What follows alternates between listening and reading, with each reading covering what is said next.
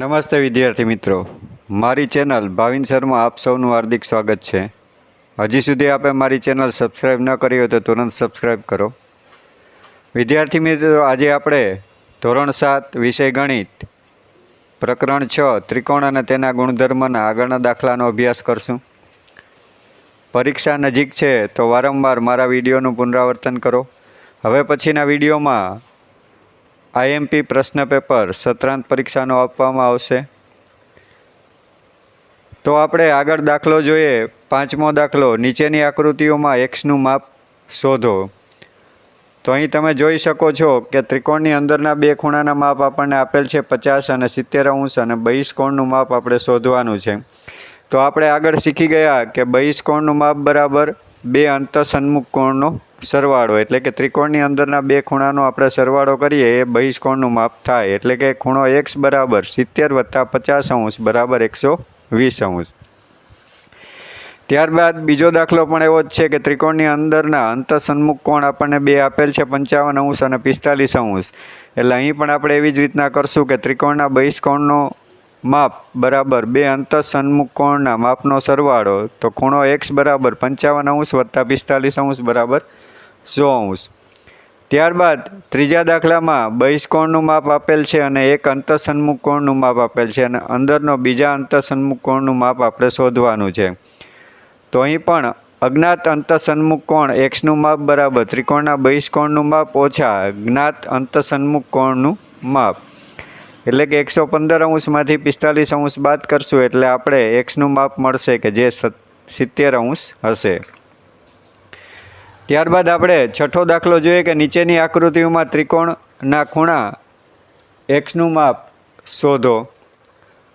તો વિદ્યાર્થી મિત્રો, આપ જાણો જ છો કે ત્રિકોણના ત્રણેય ખૂણાનો સરવાળો 180 થાય છે. આપણે એ વાત ધ્યાનમાં રાખીને આગળના દાખલા ગણશું. સૌપ્રથમ પહેલો દાખલો છે, એમાં ખૂણો x 60 અને 50 એવી રીતના આપેલ છે. એટલે કે એક્સનું માપ શોધવાનું છે આપણે. તો ખૂણો x બરાબર 180 માંથી 60 + 50 આપણે બાદ કરશું. એટલે કે 110 બાદ કરતાં 70 આપણે જવાબ આવશે. એટલે કે ખૂણો x બરાબર 70. ત્યારબાદ બીજો ત્રિકોણ આપેલ છે કે જે કાટકોણ ત્રિકોણ છે. એટલે એક ખૂણાનું માપ 90 છે, બીજા ખૂણાનું માપ 20 છે, ત્રીજો ખૂણો x આપણે શોધવાનો છે. તો 90 + 20 + x બરાબર 180. તો 90 + 20 એટલે 110 + x બરાબર 180. તો x બરાબર 180 - 110 એટલે કે x બરાબર 70.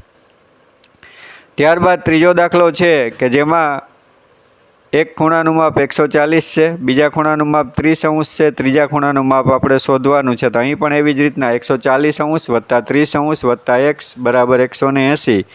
140 + 30 કરશું એટલે 170 આવશે. 170 180 માંથી આપણે બાદ કરશું એટલે કે x બરાબર 180 - 170 એટલે કે x બરાબર 10. ત્યારબાદ સાતમો દાખલો છે કે નીચેની આકૃતિઓમાં x અને y ના મૂલ્યો શોધો. અહીં બેના મૂલ્યો આપણે શોધવાના છે. પહેલો દાખલો આપણને આપેલ છે કે ત્રિકોણમાં અંદરના ખૂણાનું માપ 40 છે, બીજા ખૂણાનું માપ x છે, y છે અને બહિષ્કોણનું માપ 105 છે. તો બહિષ્કોણ વિશે આપ જાણો જ છો કે x + 40 એટલે કે અંતઃસન્મુખ કોણનો સરવાળો બરાબર બહિષ્કોણનો માપ તો 105 થશે. તો x બરાબર 105 - 40 એટલે કે x બરાબર 65 આવશે. હવે ત્રિકોણના ત્રણેય ખૂણાનો સરવાળાનો આપણને ખ્યાલ છે કે ત્રિકોણના ત્રણેય ખૂણાનો સરવાળો 180 થાય. એટલે 180 માંથી આપણે 105 બાદ કરશું, કેમ કે ત્રિકોણના અંદરના જે બે ખૂણાનું માપ છે એ 105 છે. એટલે y + 105 બરાબર 180. તો y બરાબર 180 - 105 એટલે કે y બરાબર 75 આવશે. ત્યારબાદ બીજો દાખલો છે કે જેમાં y x આ બંને શોધવાના છે. 60 ત્રિકોણના અંદરના ખૂણાનું માપ આપેલ છે. હવે ઉપર આપણને 70 આપેલ છે કે જે અભિકોણ છે. એટલે કે અભિકોણની જોડ સામસામેના ખૂણા કેવા હોય તો કે સરખા હોય. એટલે કે 70 છે તો y બરાબર પણ 70 એટલે કે ખૂણો y બરાબર 70 થશે. હવે ત્રિકોણના ત્રણેય ખૂણાનો સરવાળો 180 થાય. એટલે કે 70 + 60 + x બરાબર 180. એટલે કે 130 વત્તા x બરાબર 180, તો x બરાબર 180 ઓછા 130 એટલે કે x બરાબર 50. ત્યારબાદ ત્રીજો દાખલો છે કે 60° વત્તા 60° 50° y અને x, તો x બહિષ્કોણ છે. બહિષ્કોણ એટલે અંતઃસન્મુખ કોણનો સરવાળો, એટલે કે x બરાબર 60° વત્તા 50°, તો x બરાબર 110° આવશે. હવે y આપણે શોધવાનું છે, તો 110° વત્તા y બરાબર 180, તો y બરાબર 180 ઓછા 110, તો y બરાબર 70°. આ પહેલા દાખલા જેવો જ હતો, એટલે આપણે સરળતાથી ગણી ગયા. હવે દાખલો 8મો છે કે નીચેનામાંથી કાટકોણ ત્રિકોણની બાજુઓના જે માપ સેન્ટીમીટરમાં હોઈ શકે તેની આગળ રાઇટ કરવાનું છે. તો આ આપણે આગળ શીખી જ ગયા છીએ કે આમાં શું કરવાનું છે, તો કે જે 3 રકમ આપી છે એનો વર્ગ કરવાનો. વર્ગ એટલે એ જ સંખ્યા વડે ગુણવાના. એટલે આપણે આ દાખલાની વધુ પ્રેક્ટિસ નહીં કરીએ, કેમ કે તમે સારી રીતે જાણો જ છો, છતાં 1-2 દાખલા તમને સમજાવી દઉં છું. પહેલું છે કે 3, 4 અને 5. તો સૌ પ્રથમ 3નો વર્ગ. 3નો વર્ગ એટલે 3 ગુણ્યા 3 એટલે કે 9 થશે. ત્યારબાદ 4નો વર્ગ 4 ગુણ્યા 4 એટલે 16 થશે. 5નો વર્ગ પાયો 25 થશે. તો હવે વિદ્યાર્થી મિત્રો તમારે શું કરવાનું છે, તો કે નાની જે સંખ્યા છે એટલે કે 9 અને 16 એ બંનેનો સરવાળો કરશો. સરવાળો કરશું એટલે 25 આવશે. તો આપણે મોટી સંખ્યા 25 છે જે કે બંને સરખી આવી છે, તો સરખી આવી તો આ કાટકોણ ત્રિકોણની બાજુઓના માપ છે, એટલે કે એમાં આપણે રાઇટ કરશું. ત્યારબાદ બીજું છે કે 5, 12 અને 13, તો 5નો વર્ગ કરશું એટલે 25 આવશે. 12નો વર્ગ 144 આવશે અને 13નો વર્ગ 169 આવશે. તો અહીં પણ 5 અને 12ના વર્ગનો સરવાળો કરશું એટલે 169 આવશે. તો બંને બાજુ સરખી થઈ છે, એટલે આપણે અહીં પણ રાઇટ કરશું. ત્યારબાદ ત્રીજું છે 6, 8 અને 13, તો 6નો વર્ગ કરશું તો 36 આવશે. 8નો વર્ગ કરશું તો 64 આવશે અને 13નો વર્ગ એટલે કે 13 ગુણ્યા 13 કરશું તો 169 આવશે.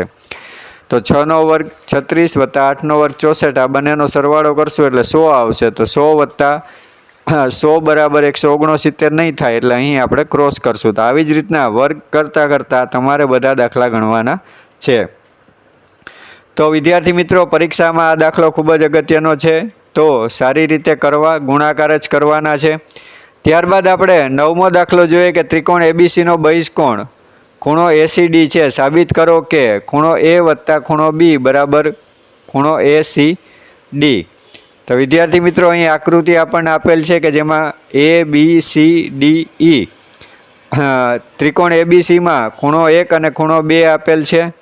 પછી ACE જે X છે અને Y આપેલ છે. એટલે કે C બિંદુમાંથી રેખાખંડ AB સમાંતર CE દોરો. હવે ખૂણો 1 બરાબર ખૂણો X, આ બંને યુગ્મ કોણની જોડ છે, એટલે કે સરખા છે. એવી રીતના ખૂણો 2 બરાબર ખૂણો y, આ પણ યુગ્મ કોણની જોડ છે. હવે ખૂણો 1 વત્તા ખૂણો 2 બરાબર x વત્તા ખૂણો x વત્તા y થશે, એટલે કે ખૂણો A વત્તા ખૂણો B બરાબર ખૂણો ACD થશે. ત્યારબાદ 10મો દાખલો છે કે ABCD એક ચતુષ્કોણ છે. સાબિત કરો કે AB વત્તા BC વત્તા CD વત્તા DA is less than 2AC વત્તા BD. તો વિદ્યાર્થી મિત્રો, આકૃતિમાં આપણે ચતુષ્કોણ દોર્યો છે ABCD, એમાં વિકર્ણો દોર્યા છે AC અને BD, અને O એનું મધ્યબિંદુ આપણે કર્યું છે. તો અહીં જોઈ શકો છો કે આપણે ત્રિકોણ થાય છે. 2 ત્રિકોણ અલગ અલગ ત્રિકોણ લઈ અને આપણે સમજવાનો પ્રયત્ન કરશું. તો સૌપ્રથમ ચતુષ્કોણ ABCDમાં પહેલો ત્રિકોણ આપણે લઈએ તો OAC અને OAB, આવી રીતના ત્રિકોણ આપણે લઈએ. અથવા તો ABC આપણે ત્રિકોણ લઈએ. અલગ અલગ 4 ત્રિકોણ લેતા જઈએ OAB. તો OABમાં શું થશે, તો કે OA plus OC is greater than AB થશે. ત્યારબાદ OA વત્તા OC is greater than BC થશે. OB વત્તા OD is greater than CD થશે. એવી રીતના OB વત્તા OD is greater than DA થશે. તો વિદ્યાર્થી મિત્રો, હવે આ 4 પરિણામ જે મળ્યા છે, 4 પરિણામનો આપણે સરવાળો કરશું. અહીં જોઈ શકો છો કે 2 વખત OA છે, 2 વખત OC છે, 2 વખત OB છે, 2 વખત OD છે, એટલે કે 2 OA વત્તા OC વત્તા 2 OB વત્તા OD ઇઝ ગ્રેટર દેન, ચારેય બાજુઓ આવી ગઈ છે AB વત્તા BC વત્તા CD વત્તા DA. તો હવે OA વત્તા OC એટલે આખી બાજુ AC થશે, વિકર્ણ AC. એવી જ રીતના OB વત્તા OD એટલે કે આખો વિકર્ણ BD થશે, એટલે કે 2AC વત્તા 2BD is greater than AB plus BC plus CD plus DA. હવે વિદ્યાર્થી મિત્રો બે સામાન્ય નીકળશે, એટલે કે 2 કૌંસમાં AC વત્તા BD is greater than AB વત્તા BC વત્તા CD વત્તા DA. હવે આપણે જે સાબિત કરવાનું છે એ ઉલટું છે, એટલે આપણે AB વત્તા BC વત્તા CD વત્તા DA ને આગળ લઈ લેશું. આગળ લેશું એટલે એ નાના થઈ જશે, એટલે less than 2AC plus BD. તો આ રીતના આપણે સમજી ગયા સારી રીતના. પરીક્ષા માટે અગત્યનો દાખલો છે, તો વ્યવસ્થિત રીતે તૈયાર કરવો. ત્યારબાદ 11મો દાખલો છે કે એક ઝાડ જમીન પરથી 6 મીટરની ઊંચાઈએથી તૂટી પડે છે અને તેની ટોચ ઝાડના થડથી 8 મીટરે જમીનને અટકે છે, તો ઝાડની મૂળ ઊંચાઈ શોધો. તો અહીં આકૃતિ આપણને આપેલ જ છે. ઝાડ પડશે જમીન ઉપર એટલે કે એનો ટોચ છે એ જમીનને અટશે, એટલે કે કાટકોણ ત્રિકોણ બનશે. તો કાટકોણ ત્રિકોણમાં આપણને આકૃતિ આપેલ છે ABCD, એટલે કે BC એ બચેલું ઝાડ છે, AB A થી C એ ઝાડની કુલ ઊંચાઈ છે અને BD છે એ તૂટેલો ભાગ છે, એટલે કે કર્ણ થાય છે. તો BD નો વર્ગ બરાબર BC વર્ગ વત્તા CD વર્ગ. BC બરાબર 6 છે અને CD બરાબર 8 છે, એટલે કે 6 નો વર્ગ વત્તા 8 નો વર્ગ. 6 નો વર્ગ 36 અને 8 નો વર્ગ 64, એટલે કે 36 વત્તા 64 બરાબર 100 થશે. તો BD વર્ગ બરાબર 10 નો વર્ગ, એટલે કે BD બરાબર 10. હવે આપણે ઝાડની મૂળ ઊંચાઈ શોધવાની છે. તો ઝાડની મૂળ ઊંચાઈ બરાબર AB વત્તા BC.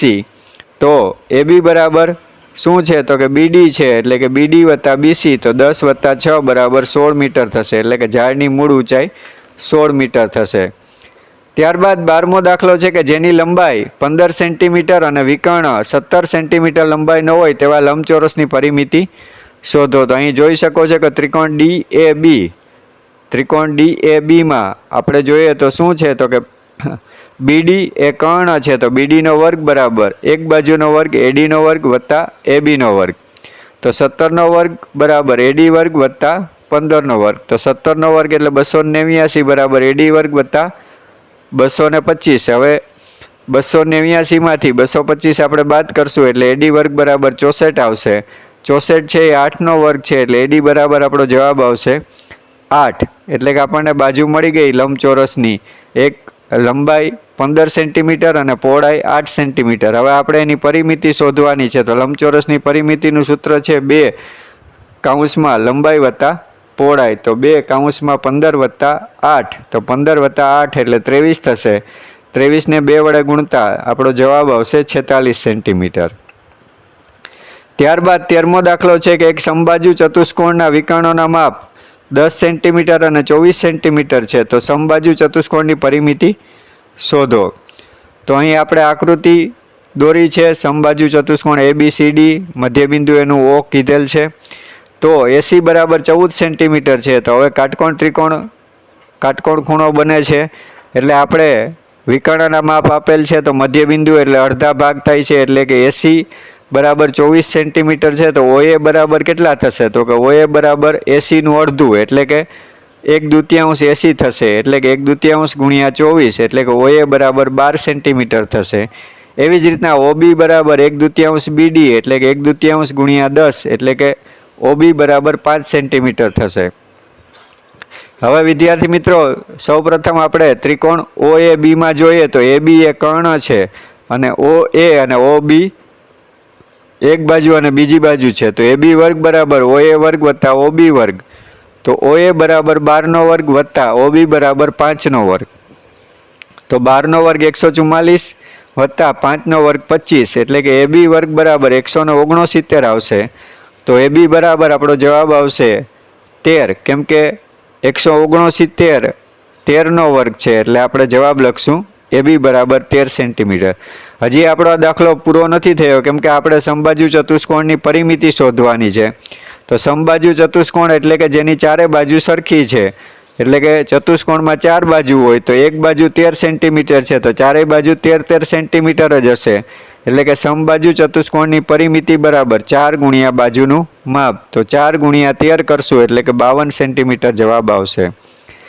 ત્યારબાદ 14મો દાખલો છે કે ત્રિકોણ એબીસીમાં ખૂણો સી કાટખૂણો છે. જો એસી બરાબર 5 સેન્ટીમીટર અને બીસી બરાબર 12 સેન્ટીમીટર હોય તો એબીની લંબાઈ શોધો. તો અહીં પણ કાટકોણ ત્રિકોણ આપણે દોરેલ છે કે જેમાં ખૂણો સી કાટખૂણો છે એટલે કે એ સી બી આવી રીતના આકૃતિ થશે. તો અહીં કર્ણ એબી છે તો એબીનો વર્ગ બરાબર એક બાજુ એટલે કે એસીનો વર્ગ વત્તા બીસીનો વર્ગ. એસી બરાબર 5 છે એટલે કે 5નો વર્ગ વત્તા બીસી બરાબર 12 છે એટલે કે 12નો વર્ગ. 5નો વર્ગ 25 વત્તા 12નો વર્ગ 144. બંનેનો સરવાળો કરશું એટલે 169 આવશે. આ 169 એ 13નો વર્ગ છે એટલે કે એબી બરાબર આપણને જવાબ મળશે 13 સેન્ટીમીટર. તો વિદ્યાર્થી મિત્રો અહીં આપણું પ્રથમ સેમેસ્ટર પૂરું થાય છે. હવે આપણે પરીક્ષાની સારી રીતે તૈયારી કરશું. આના પછીના વિડીયોમાં આપણે પ્રથમ સત્રાંત પરીક્ષાનું આઈએમપી પેપર સ્ટાઇલ સમજશું અને પેપર જોશું. ત્યારબાદ ઉત્તરવહીમાં પેપર લખવાનું હોવાથી આપણે તે પણ સમજશું કેવી રીતના પ્રશ્નના જવાબ આપવા અને આ આઈએમપી પેપરનું આપણે સંપૂર્ણ સોલ્યુશન આપશું. તો તુરંત જ મારી ચેનલ સબસ્ક્રાઈબ કરો, બેલ આઇકોન પ્રેસ કરો જેથી તમને તુરંત જ મારા નવા વિડીયો મળી જાય. Thank you.